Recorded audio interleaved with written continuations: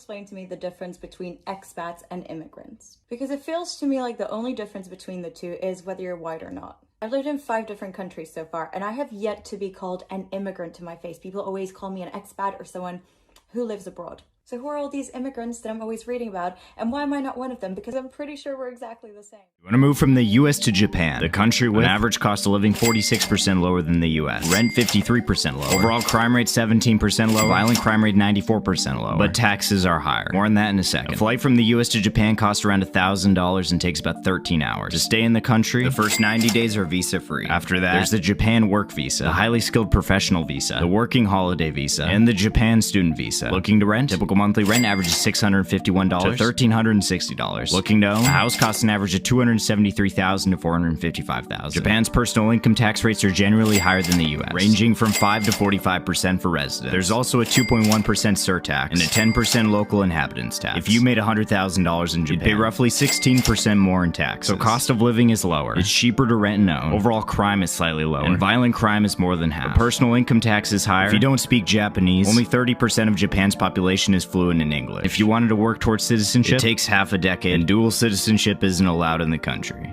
So with everything going on in America, I have actually lived in 5 other countries than America, and I just want to give you some advice if you're thinking of, immigrating elsewhere. So here you go.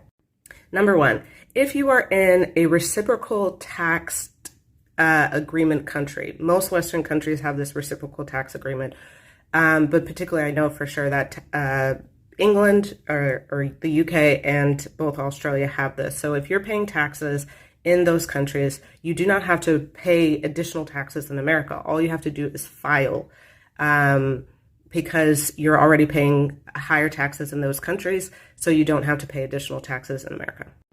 Medical care.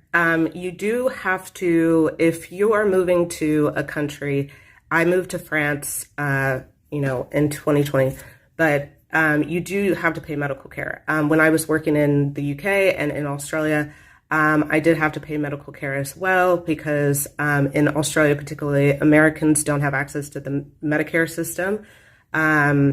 We just don't have the reciprocal agreement because you have to pay for medical care in America, so there's no reciprocity there.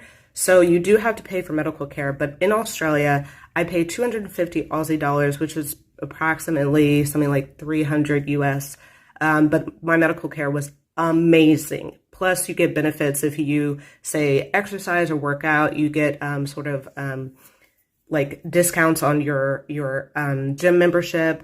You get acupuncture covered. I think I had to pay like a portion of my acupuncture. And you get like a naturopath and more natural. They're very big on like healthy living, so you get a lot of incentive to live healthily. In England, my work paid for my medical care in order to use the public system, but I also have private care. In France, I had to get private care, and it's approximately 250 euro, which is about $250. And you get covered for all of Europe and France. In Mexico, when I lived there, Mexico, you can pay as you go. It's very, very inexpensive medical care. And also vet care is very, very inexpensive. Literally, I had to get all these exams for my cat, and I paid like $30 US. Living expenses is about 5% less to live in the UK. In London, actually, it's cheaper to live in London than it is to live in most of the United States. In France right now, it's much cheaper to live in Paris than it is to live in any of the United States. It's about, if you want a 1-bedroom, it can range from around, it's based on the square meter, so it can range from like 1,100. You can find something for 1,000, but you don't want to live there. But it's much cheaper to live in Europe, yeah. Dear Americans, when you're outside of America, please don't behave the way you do when you're inside America. My wife and I were at a store in Puerto Plata, not far from where we live here in the Dominican Republic. We were actually looking to buy some furniture for our office setup. And we overheard a conversation between an American guy who was trying to explain to the salespeople that he bought a laptop from them. Dude is upset because apparently when they set up the computer for him, it automatically set up the language for his computer to be in Spanish. I mean, just absolutely going off, the typical American tourist kind of thing. My wife and I are just sitting there watching this. The salespeople can speak English, all right? And he's trying to do the whole slow down his English thing to make it seem like they can't understand what the hell he's saying. They absolutely can understand what he's saying. They're being extremely respectful. He's just going off, just making an entire scene. Wants them to return the laptop that he bought from them and give him a new laptop, and this time set up the laptop in English, instead of just resetting the computer and redoing it in English.